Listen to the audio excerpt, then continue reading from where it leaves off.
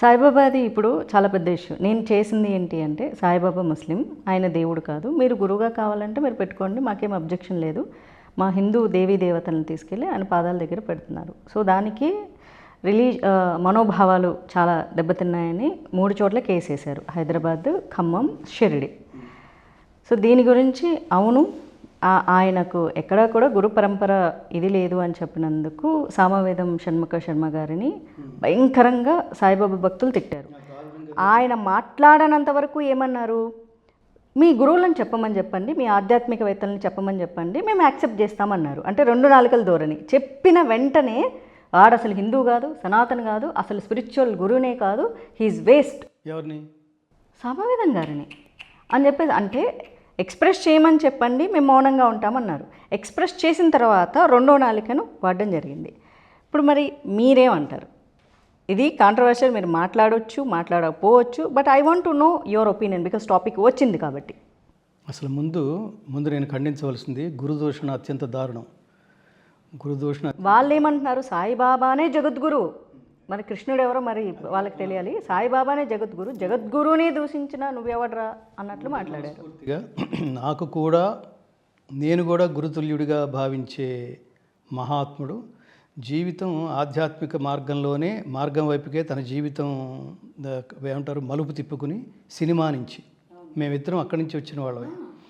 నేను సినిమా జర్నలిస్ట్గా, సినిమా గాయకుడిగా, నేను సినిమా రచయితగా, ఆయనకి నాకు వయసులో కొన్ని నెలలు మాత్రమే తేడా.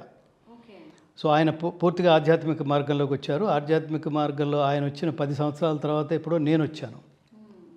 నేను ఆయన గురువుగా భావిస్తాను. ఆయన త్రికరణ శుద్ధిగా మాట్లాడతారు.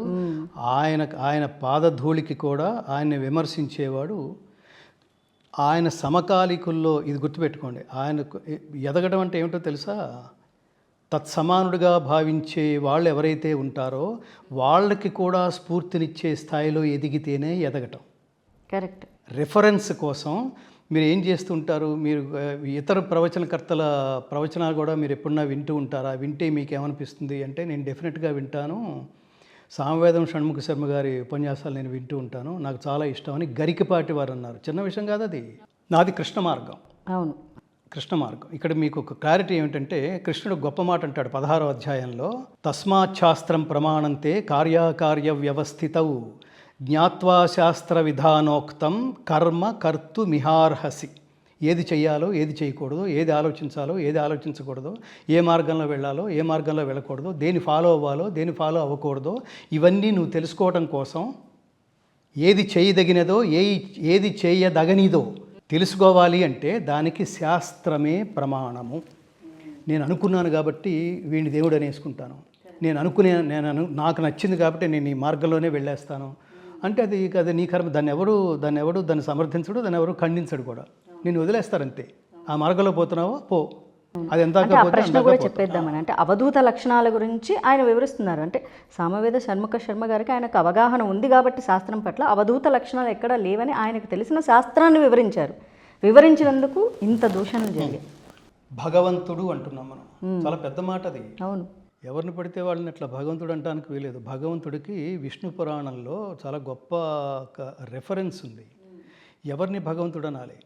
భగవంతుడికి ఉండవలసిన, ఇప్పుడు అసలు మానవుడు అనిపించుకోవడానికే, త్రిగుణాతీతుడు అనిపించుకోవడానికే ఉండాల్సిన లక్షణాలు ఏమిటో పరమాత్ముడు చెప్తున్నాడే.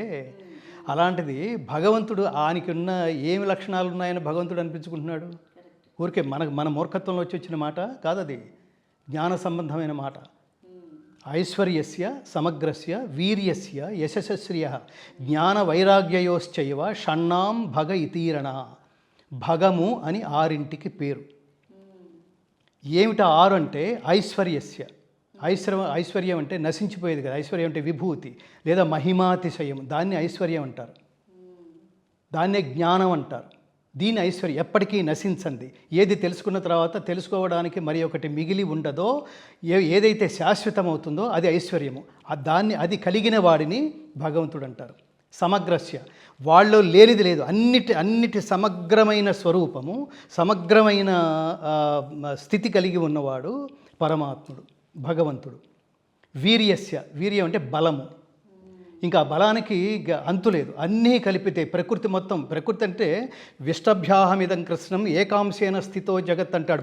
బలం అంటే అది. అంటే దాని అర్థం ఏంటంటే విష్టభ్యాహమిదం కృష్ణం ఏకాంశేన స్థితో జగత్ అని కృష్ణుడు అర్జునుడితో మాట్లాడుతూ ఈ మాటకు అర్థం ఏంటంటే 13.3 మిలియన్ల భూములు ఒక చోట పేర్చితే అది సూర్యుడైంది. సూర్యుడి పరిమాణం అంతా. అలాంటిది కొన్ని కోట్ల సూర్యులు ఒక చోట పేర్చితే అది ఒక నక్షత్రం అయింది. ఒక నక్షత్రం పరిమాణం అంతా. అలాంటి కొన్ని మిలియన్ల కోట్ల నక్షత్రాలు ఒక చోట పేర్చితే వాటి కక్షలో అవి తిరుగుతుంటే అది నెబ్యులా అయింది. పాలపుంత అంటారు దాన్ని.